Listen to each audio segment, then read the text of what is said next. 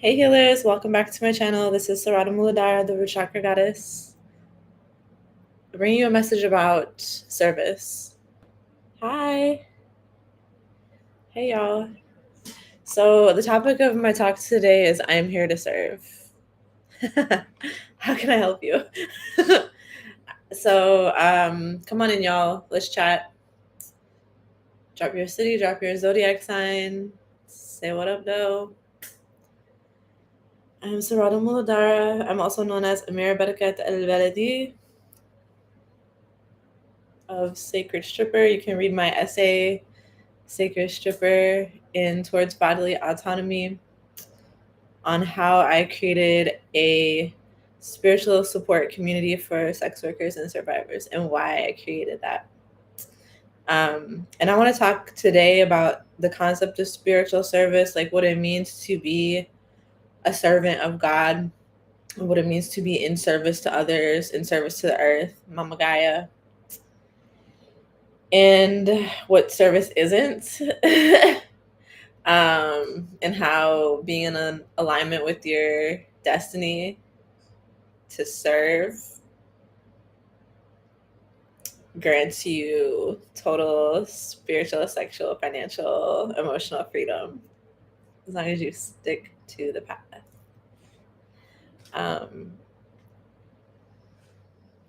And I'm gonna get into how this relates to your sexuality and your sexual expression too.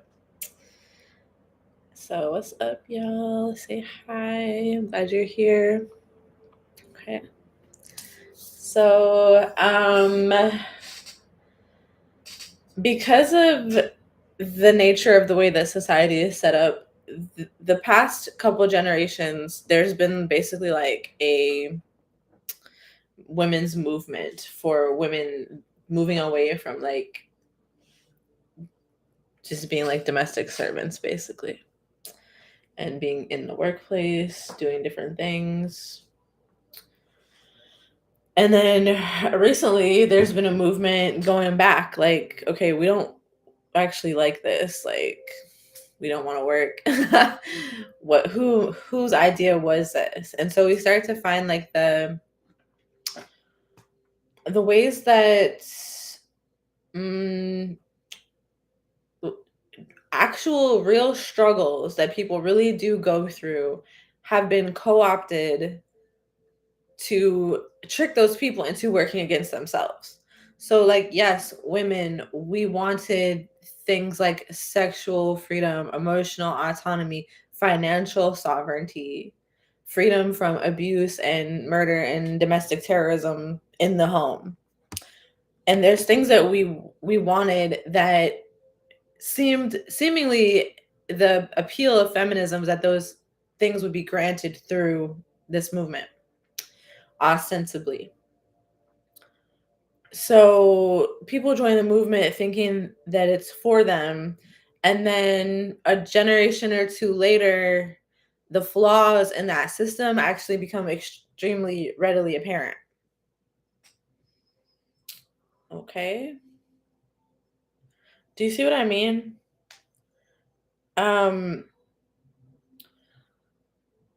What we're dealing with right now in this very specific moment in time is a breakdown in the concept of service. There are tons of young people and people of all ages right now who have spent time out of their life fighting for justice in whatever kind of way that they have chosen to do so.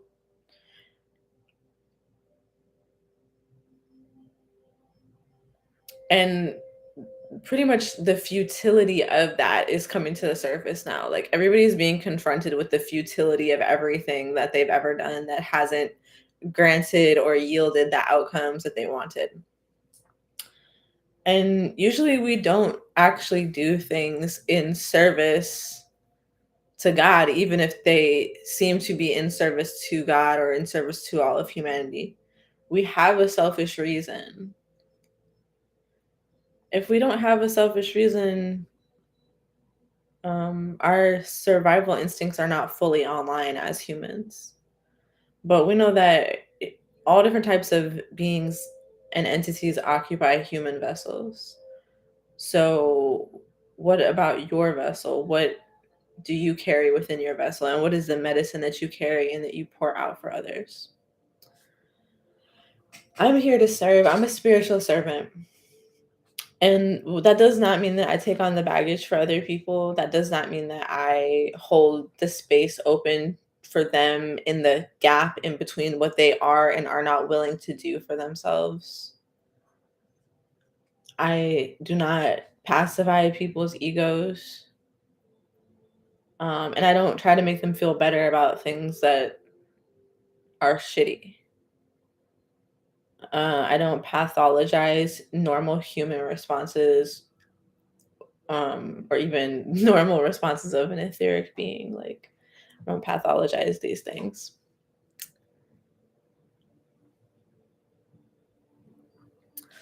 So, we're not talking about the service that is what other people have put upon you. As she says in the chat, from a young age, our family makes us feel like we have to carry our weight or be of value somehow and contribute by any means. Yes, 100, 100, 100. And Sparkle Heart. Yep, what's up, y'all? Let's talk about it. We are untangling complicated concepts and ideas about service and what service is. And we're going to touch on a lot of different stuff today. So, in case you didn't know, I brought my notes. Shouty's prepared. I'm here with a message. It's heavy on my chest. And what a lot of y'all will notice that my audience has shrunk in the years that you have been following me. For those that have been with me for a few years or a while, my audience has shrunk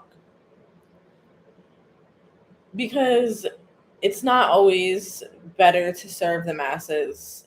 The niche needs service too. The small niche needs service too. And so, whereas before I might have been more focused on mass appeal or visibility or getting myself out there, getting my name out there, in doing so, it showed me how futile that actually is and how much those who I'm meant to connect with, when I'm meant to connect with them, it will happen no matter what, no matter how invisible I am. And also, the things that I share, on the one hand, they're not widely popular. And then on the other hand, I, inside of me, was not widely willing to share and be open. I had to take steps back, several steps back, many times to be like, do I want to be known for hoe shit? Like, I'm preaching. Oh, and this is the thing: people think they know what I'm preaching, but they don't know it because they're not actually listening. But if I'm preaching holistic healing for hoes, what's wrong with that?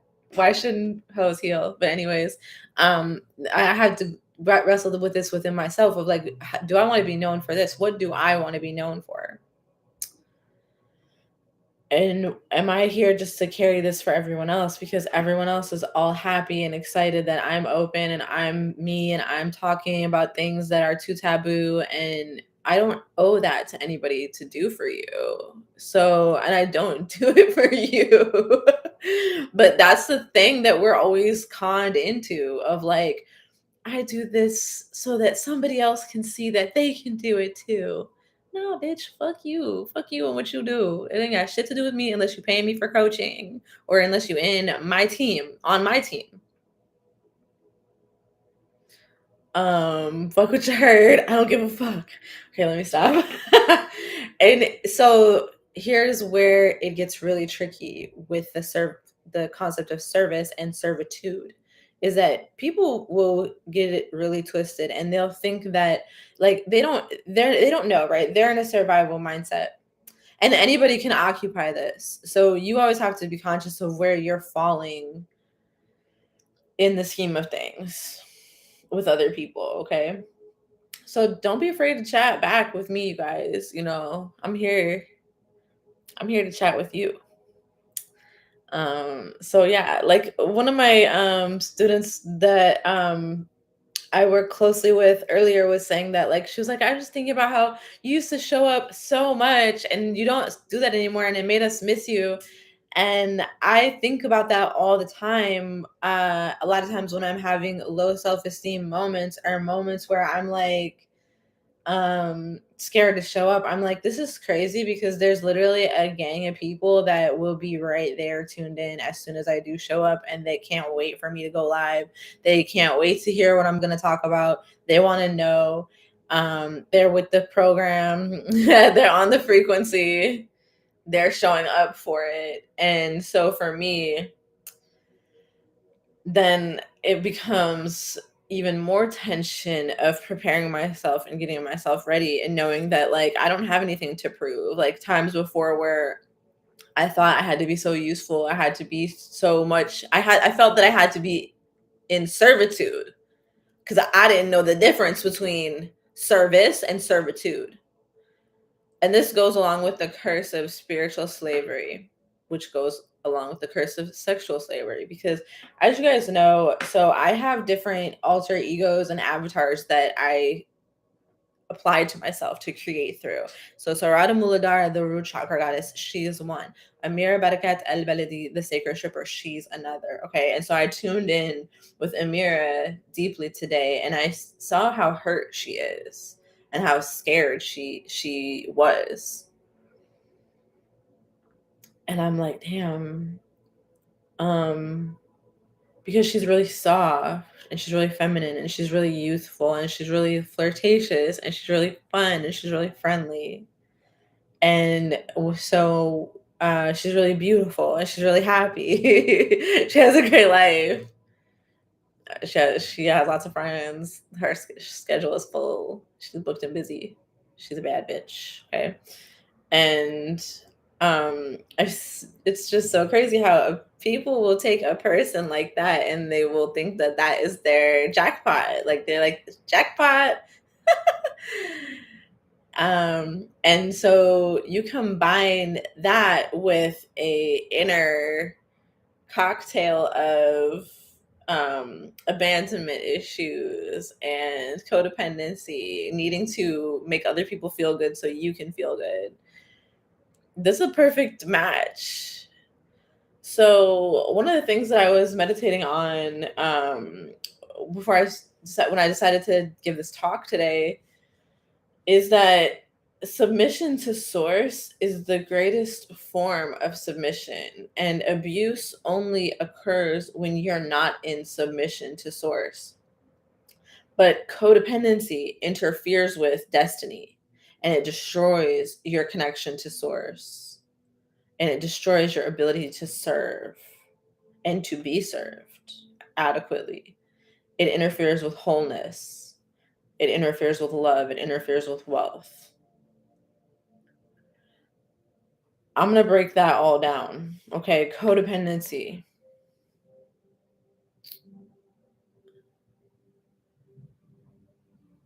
Codependency, that is essentially enmeshed, you're being enmeshed with another person. Your emotional state and your well-being and how good you feel depends on another person, how good another person feels. And if that person feels good about you and feels good with you. In codependency, there's no allowance for discomfort. So if there's any type of discomfort, it must be squashed and alleviated. And that takes the focus off of source and destiny, and it puts the focus on an individual. And it dethrones God and it makes that individual God. Whether it's a parent, whether it's a partner, whether it's a boss or a coworker or a sibling, it disrupts destiny. Codependency disrupts destiny by placing the object of the codependence um, like, supply, The supply is the person that they're getting their energy from. They're getting their fix, their codependency fix. Okay, which is this person might be somebody that's sick or addicted or mentally ill. They are someone that needs care, obviously, and so it becomes a badge of honor for the codependent to care for them. Whether it's a whole community, like this is a person, their codependency is they're an activist and their supply is their community, or they're a coach and their supply is their clientele. Whatever is their supply, that's what they're getting their fix from. It doesn't necessarily mean that they're feeding off of that person's energy exactly, although it could, but not necessarily exactly in the form of energy vampirism all the way, but it could be. But they're getting a rush and they're getting a high when they're needed and when they're helping and when they're feeling safe because they're abandoning themselves to give to somebody else. And this is a learned behavior that's generational. And we need to look at this. I spoke about the breeding of fancy pets, that we have sinus issues. A lot of us have sinus issues because we've been bred as fancy pets, the equivalent of a French bulldog or one of those fancy cats with a tiny nose. Persian, whatever they're called. Like, we've been bred as fancy pets. So we also have included in our breeding our mental states and our sexual compliability.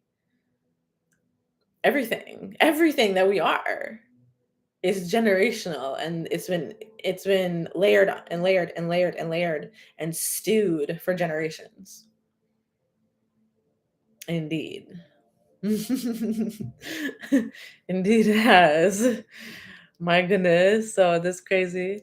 That's a great point to highlight. That makes me realize I have been feeling like that too, that I am meant to be in servitude. It's difficult, exactly. Abandonment is all I got from who was supposed to love me the most.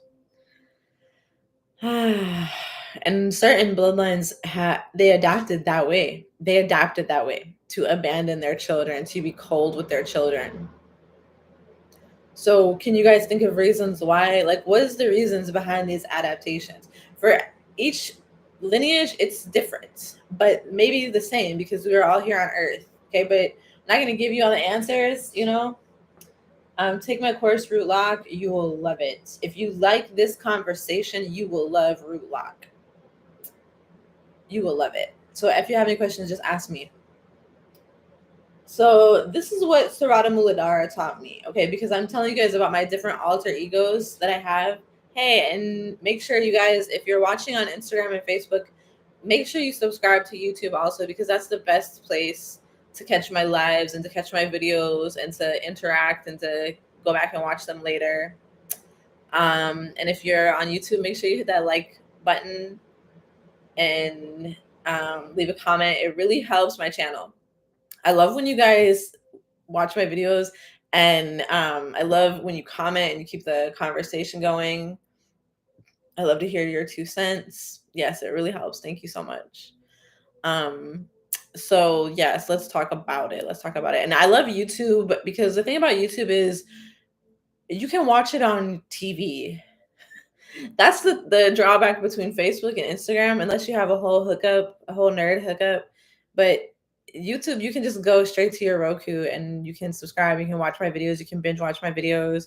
You can watch my pick a card readings, tarot readings, and all my talks. So I've been like speaking more with you guys lately on here versus doing readings because my readings have come through my speaking.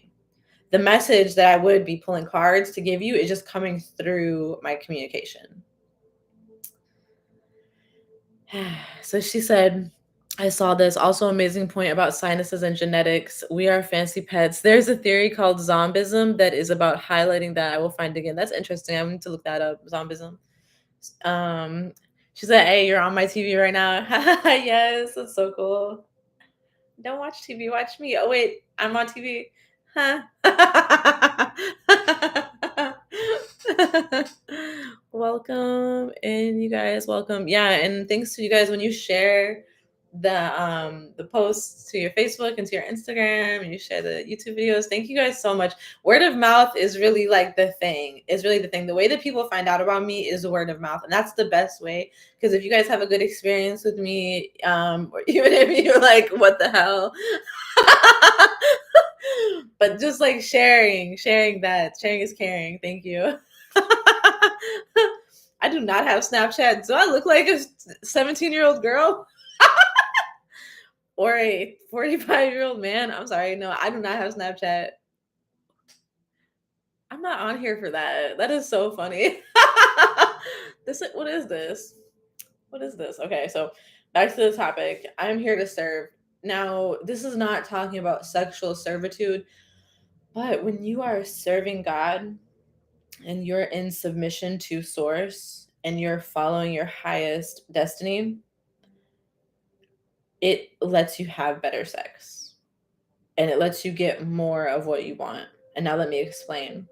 Especially if you're an abuse survivor or if you know anybody who's an abuse survivor, what will tend to happen for people who experience abuse in their relationship, these people, they're afraid of wielding the actual power that they possess. Okay, so they, you, me, us, whoever, nobody is immune to experiencing these things, and these are the things that people don't talk about. They hide them behind closed doors, so you don't necessarily know who in your friends and family groups has experienced domestic abuse and has experienced sexual abuse and child molestation.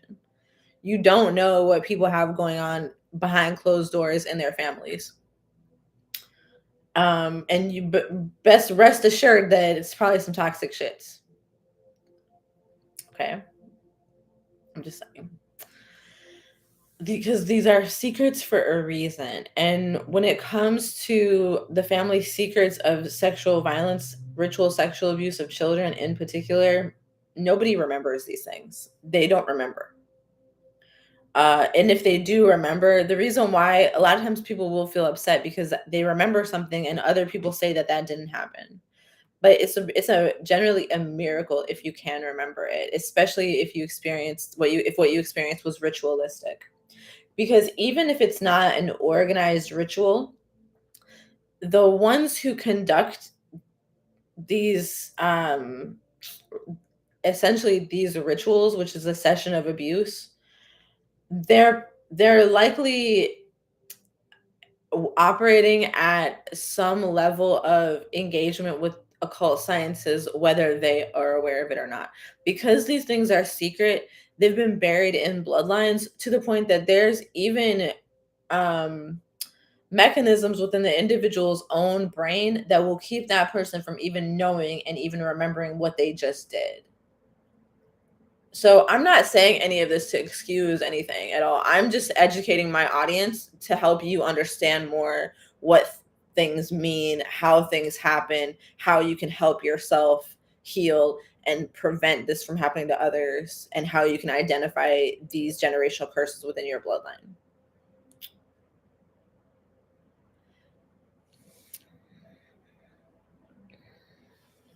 All right, what y'all think about that? So what you think about that? Talk to me. I am fruitful and abundantly beautiful. I love myself. I serve others from my highest soul expression.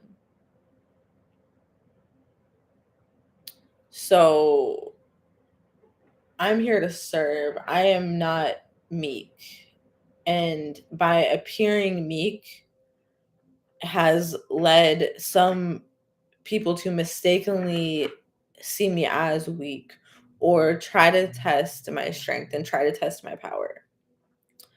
And many of these have been my own students because that's how these things work. They've been people that I knew, they've been friends, they've been people that wanted to learn from me but couldn't.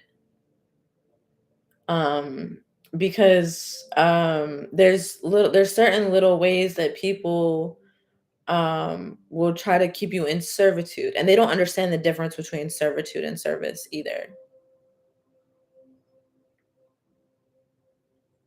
People don't understand, and even people that are in service and in submission to source, it's very easy for your frequency to be hijacked and for you to be taken from by people who see your meekness and softness and gentleness as weakness. And so, what a lot of people find within the healing journey and breaking the curse of codependency is that there's a lot of relationships that were just completely dependent on one individual in the relationship being in a complete position of servitude to the other person. And if say you are in a connection, you struggle with codependency, you have a friend, you always make sure that you're there when that person calls. Whenever they need you, you're likely going to be there for them to talk to like go to them, to help them with something, whatever they need. Um, and then say you go through something in your own life that causes you to pull back and retreat. And it's not personal to this person. You just don't have the energy resources to share with them anymore. And so then at this point, the person either they're not there for you, they're not checking on you, or they lash out. Um, whoa.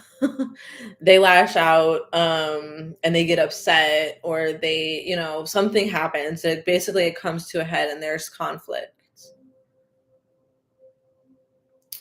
Have you guys heard this happen a million times? The same scenario? Have you experienced the same scenario where as soon as you don't have it to give to the person, it changes the dynamic completely? So then a lot of anger comes up next, and then a lot of confusion. You're questioning, was the bond ever really real? Well, who established the bond? Did you establish the bond, or did the inner child afraid of abandonment establish that bond? Because once you heal that inner child wound and you don't fear abandonment anymore and you're locked in with yourself, then the relationship that you had will either transform or it will flow away because it wasn't really aligned with you. And when you go through this spiritual shedding process and you get closer and closer to who you are and your essence, then you'll find that, like, not everything fits with you and your essence.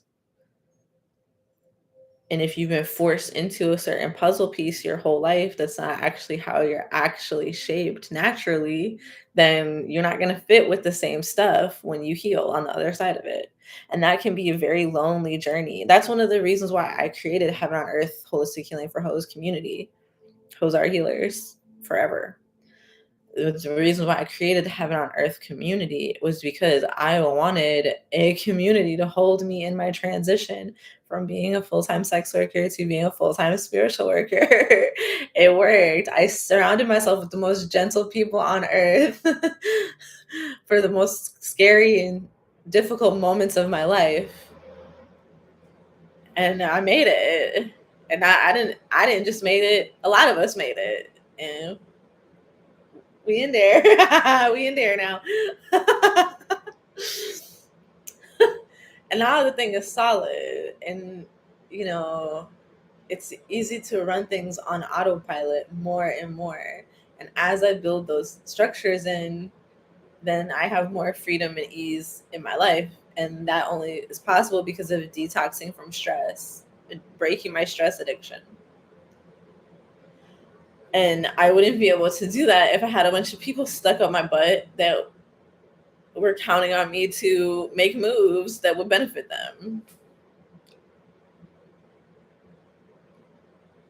And I had to let everybody know that I don't care about what you need right now. All I care about is what I need. And I know that that's very different from who you thought I was. But you were wrong. That was never me. And I've had many people try to uh, lash out when I took my loving energy back away from them. The worst thing you can do, don't lash out then, because that my energy is gone from you. I can't protect you from whatever is gonna happen. You lash out at me, I wish I wouldn't try it. I wouldn't. I hate to see it.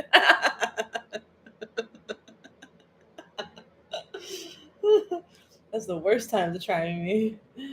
No, but I think that's really an important thing to know is that when you're operating in submission to source and you are here to serve, you are divinely protected in ways that other people aren't. And not only that, but you add on layers and layers of witchcraft covering yourself over time, over generations, then you're protected. You have to know what that is and tap into it. It's different for everybody.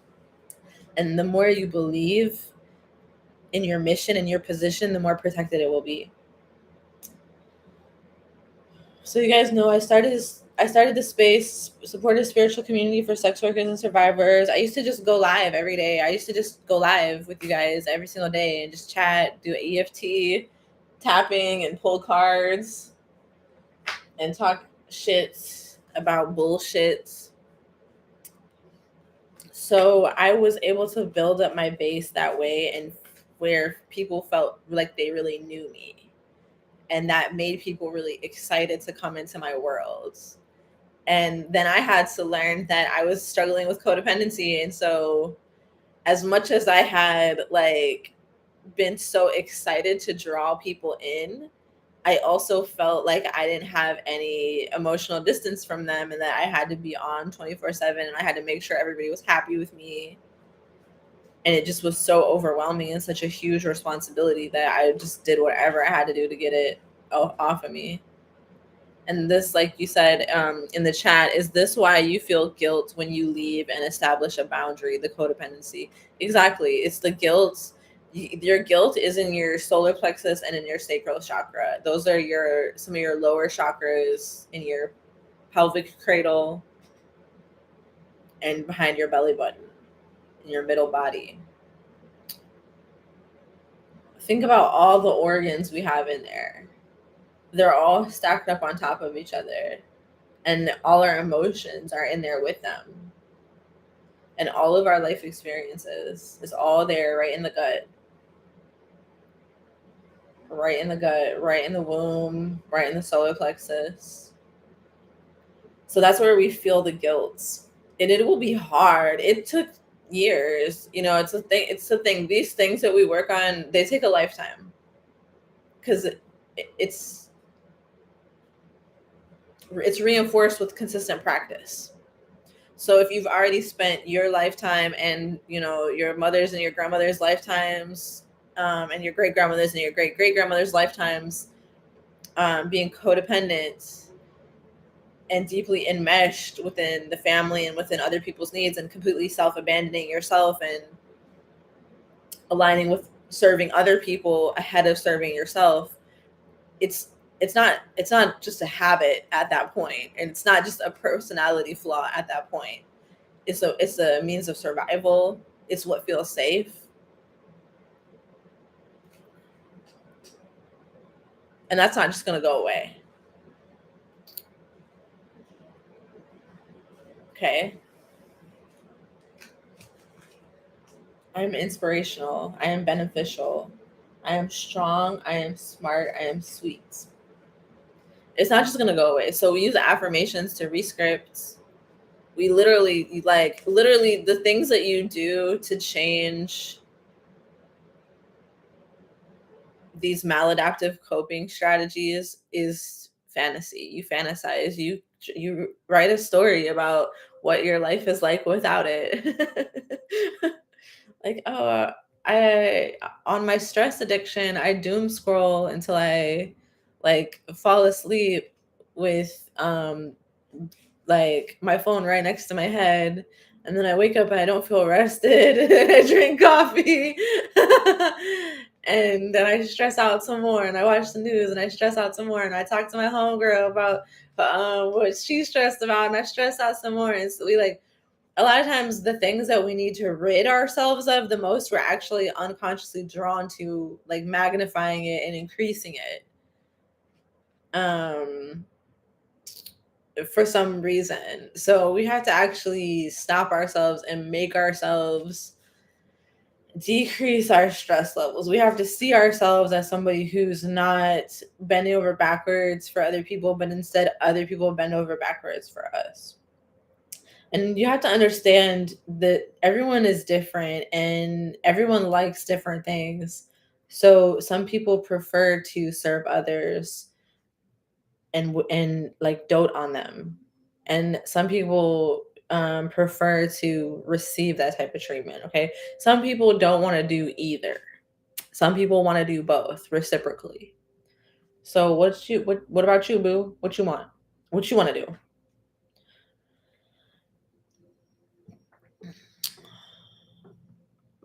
Just the concept of having needs and needing things and having preferences and having standards and boundaries is like such a revelation for so many of us, because it doesn't matter how people see you. Like, you grow up and you're like this fine ass bad bitch. You look fine as hell to everybody, and they're just like, oh, she's just a princess. She gets everything that she wants. They don't know that on the inside you feel worthless and you don't feel good enough because they don't see you that way. So it's actually a whole process of recalibrating your actual optic nerves and your cranial nerves and the way that they connect in with the rest of your systems of your body.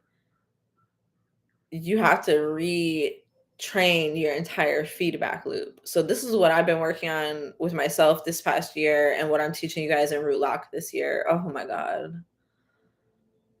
So Root Lock is open. Join now.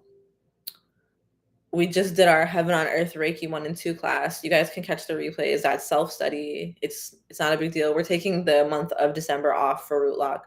So the way that I organized it completely to fully support and deeply deeply hold you in a journey of breaking ancestral curses that affect your relationships, they affect your money, they affect your sex life, they affect your living situation, they affect your friend group, they affect every aspect of your life completely. This is how you get free. Everybody wants to go homestead and live off the grid, but the grid is actually inside of you at this point, and it's reinforced over generations through codependency culture and through societal indoctrination, religious dogma, um, everything that is set upon you as what is reality. The very limited shadows on the wall of a cave that you're allowed to consider as reality.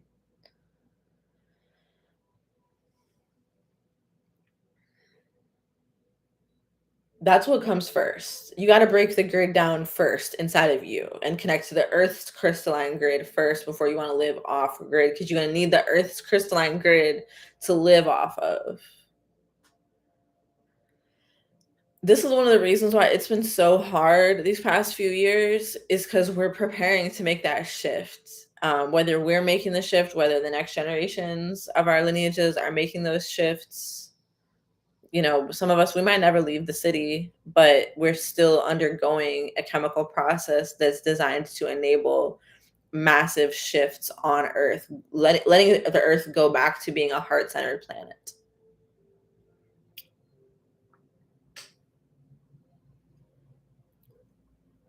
Yes, story of my life, and you get bullied for having what you do not have.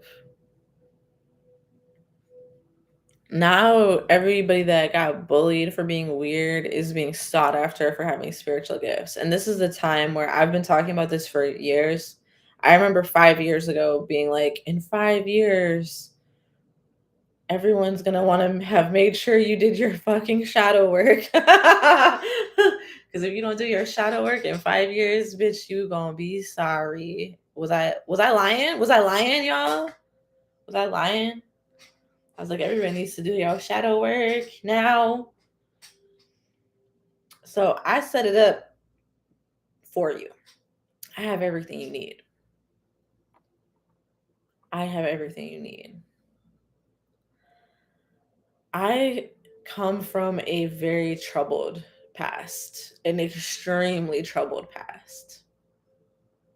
I don't look like what I've been through. I never will. So I come from a troubled past. Okay, I'm here to show you can take a troubled past and you can make it new beginning and a wonderful future. And I honestly love my life. Like, when I look around and I think about like how far I've come, I look at my apartment, I think this is all mine. Like, I live in a city that I love. I live a low key life. I don't need a lot. The most thing that I need is to be able to do my work and express myself. And so, one of the things that is a huge challenge when you're here to serve is when you are not allowed to serve in the way that you're here to serve because of cultural codes, because of even laws, things that block you, borders, like things that block you from having access to your destiny. And then all the ways that we block ourselves, or that we see people talk about spiritual blockages and energy blockages, throat chakra blockages, things like this. These things are so complex and multi-layered because not only do they come from restrictions placed upon us from other people, but they also come from restrictions that we place on ourselves to keep us safe or to feel like we are safe.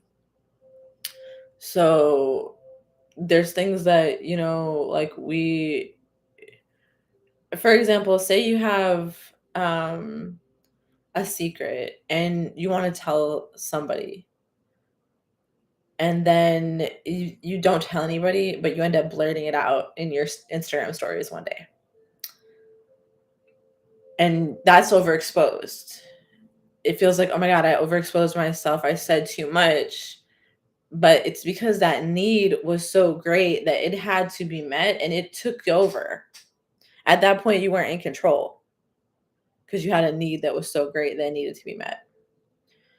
So the important thing for the one who is here to serve, the important thing for you to do is to get your needs met ahead of time so that you can show up for your service. I wrote a post earlier, which I will share some point this week, talking about how to tell if codependency is affecting your business. I didn't mean for it to be scathing, but it pretty much was. But it's just so common that a lot of people they can't see these things and they don't know. But from my expertise, from working with so many women, so many sex workers, so many mothers, so many survivors, so many people who like have a position where they care for others, I can see trends and patterns. I can see things happening. Like, I know what's going on with you without you knowing what's going on with you. So this is why I'm so happy that you're here and you're catching this video and you're like participating in the live stream. You're getting the benefit of this service that I have to offer you. And why I'm so happy with what I have to offer you for deeper work, because it really is the deeper work that is what's going to shift things. And the things that I'm teaching within Rootlock, you're not going to learn them anywhere else. Nobody else does what I do. They don't make the connections that I make. They're not me. They don't know who I know. They don't have the medicine that I have, and I know it's going to work for you guys, because you wouldn't be here if it wasn't going to work for you. So all I'm going to do, the only thing that I have to do is just show up, talk to you, show up, teach my classes, get enough sleep, drink enough water,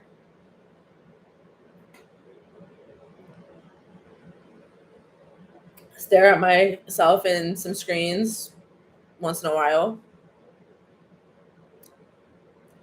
and share what I have to share. And I've been able to alleviate all of my fears by addressing them and placing what I needed to place in place to make myself feel safe.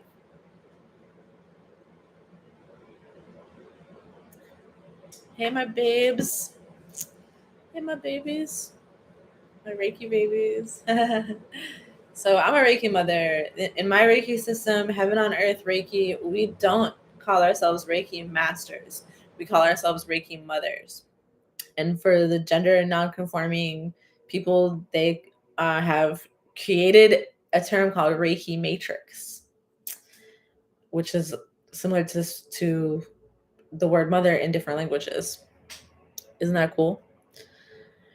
So I'm a Reiki mother. That means I'm a spiritual mother. And that's what I was saying in my post that I was writing about codependency and how to tell if codependency is affecting your coaching or your healing business.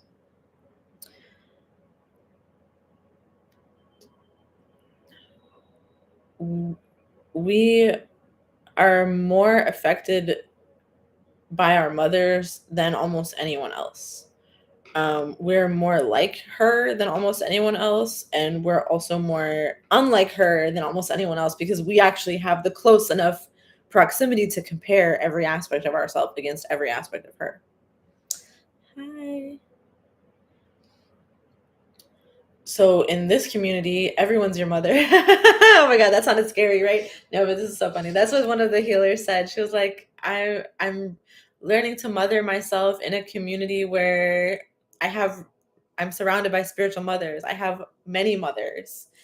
They're all here. We're all mothering each other and ourselves.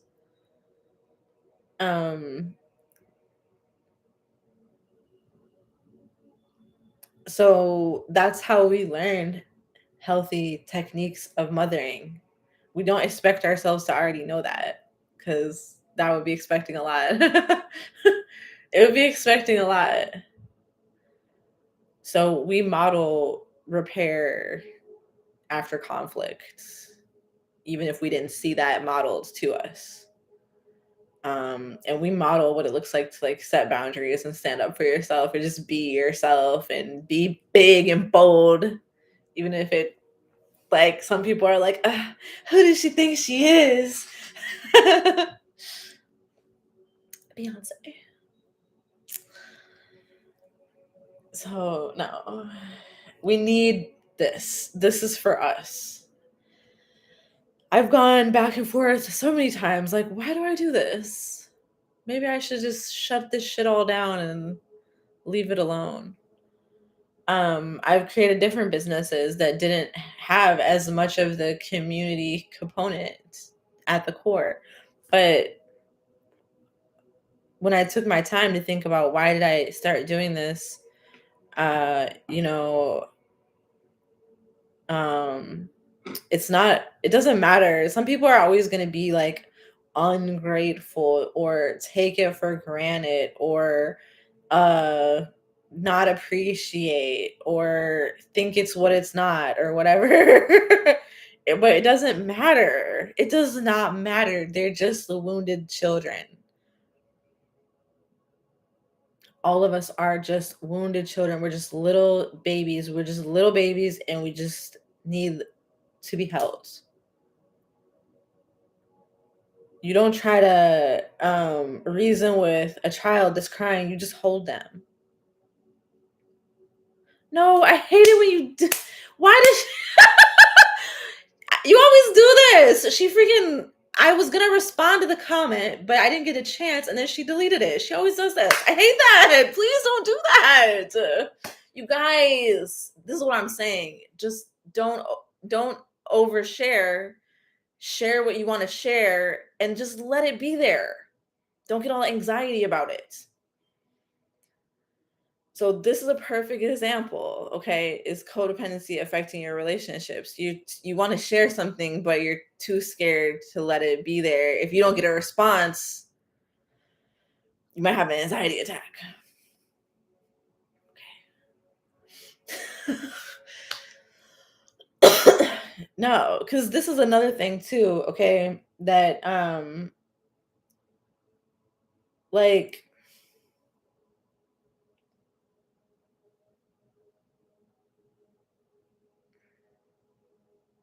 I'm not gonna share and serve you for no fucking reason. Okay, don't let me go crazy right now. Don't let me go crazy, but I'm not here out of the goodness of my heart. I have an agenda. It's my destiny. Okay. I hate when you do that.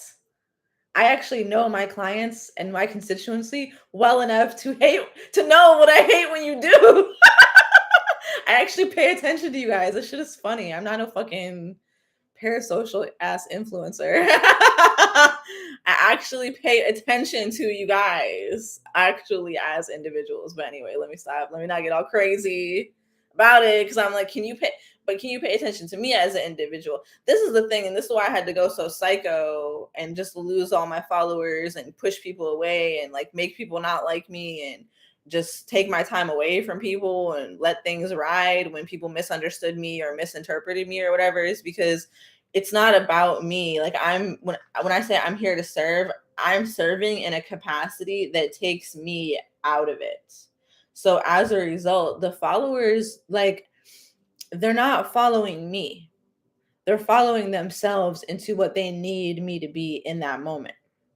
And I am here as a partner in your journey to be that many times, unless it interferes with my destiny and what I need. In that case, I will rain down hellfire on anyone, whoever you are, and I don't care. And I hope that everyone knows that. Don't try me. Don't ever try me. Don't ever try me. Because I don't like to take it there.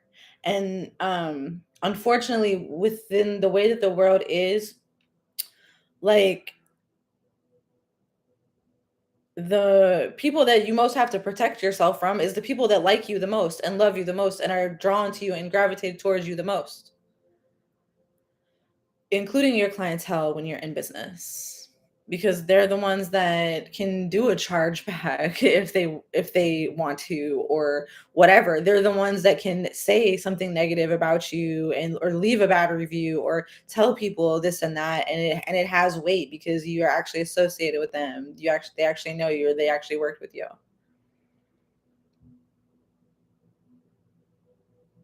But most people won't say that because it does create this kind of like, are you my enemy? Are you my friend? Are you my enemy? Are you my friend? I'm working with spiritual warriors. I train spiritual warriors. I want you to be equipped in every different situation. Yeah. I want you to be equipped in every different situation. Because look at me. Okay, so I'm a person. I specialize in supporting sex workers and survivors pursuing careers in the spiritual healing arts. So somebody is like, "Oh wow, I like how I like her. I like how she does things, and I like the fact that she'll teach me. She'll teach me to do it too. So great. But then, what if things are going really, really good for me, and then they start going really, really bad for you? Because you're just hitting upon a snag where you just decided to do something wildly different from the normal, and you're getting the blowback of all the energies trying to stop you, the friends that don't want you to outshine them, and the family that doesn't want you to have less time for them, and the partner that doesn't want you to get too good for him, and all you have to deal with. Like, this is what I'm saying, like, these are the people you need to protect yourself from the most, the people closest to you. People don't always think about that, and because of the curse of codependency, that allows relationships to be the primary method of attack for most spiritual women. You'll never have to get to the point of getting spiritually attacked because you're already sleeping with your enemy.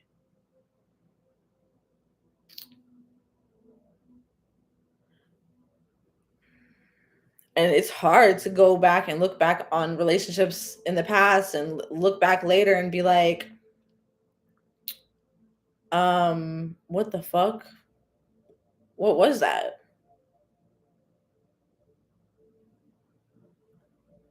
And it's so easy just to be like, this person, is a narcissist. This person is a deadbeat. This person is a bad person. And it is so hard to look at ourselves and take the accountability for how we allowed it to happen. And that's what we do. Yes, we're on a whole other level with it because that's what we do. Because the common toxic femininity culture is just blaming everyone else and never taking responsibility and letting our lives just kind of pass us by passively, getting abused, getting used, getting misused, getting torn down. Well, guess what? They wouldn't try to tear you down and use you and abuse you so much if they didn't know that you actually had something worth using.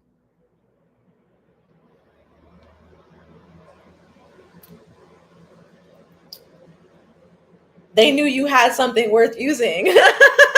They knew you had something worth using. But what about you? Do you know? Do you know how worth it is? Worthy it is? You know what I mean? Do you know how much worth is in there? So I'm gonna go back to what I said before. Submission to source is the greatest form of submission.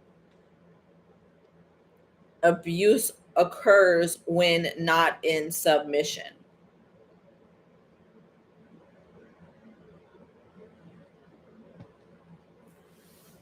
So in submission to source, I do what I need to do, even if it's uncomfortable for me or I don't like it. And that's where most people can't understand. They can't understand what that life is about. I would rather feel uncomfortable and know that I'm walking in the path of my destiny than feel comfortable out of submission to source. I don't know what I just said, but I would rather be uncomfortable and know that I'm on the path of my destiny rather than to feel comfortable when I'm honestly, if I'm not on my destiny's path, I'm not even in reality. I'm not there. I'm not in there. If that's a comfortable lifestyle of like, I don't know. I don't want to compare anybody to anyone or myself to anyone else, but um submission to source means you're submitting to what source is directing you to, what source consciousness is directing you to. That means that you're not placing any person, institution, or anything else above God and above your connection to God. And that is the self. You are the source of you are the source within yourself.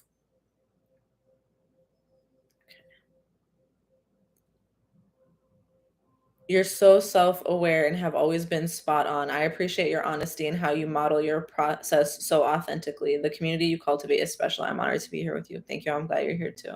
I'm glad all of you are here. You are the community. So what I'm speaking on, if you weren't here, I wouldn't be able to. Like, you're holding the space. So I want you to realize that the audience, the followers, this is a co-created effort.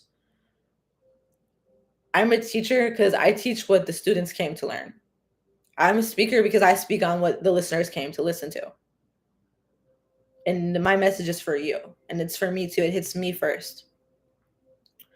So my harshness or my cut of my tone is natural. That's how I talk to myself, except probably worse. It's natural. And it's not nothing, no disrespect, nothing like that. It's love. It's love. It's love.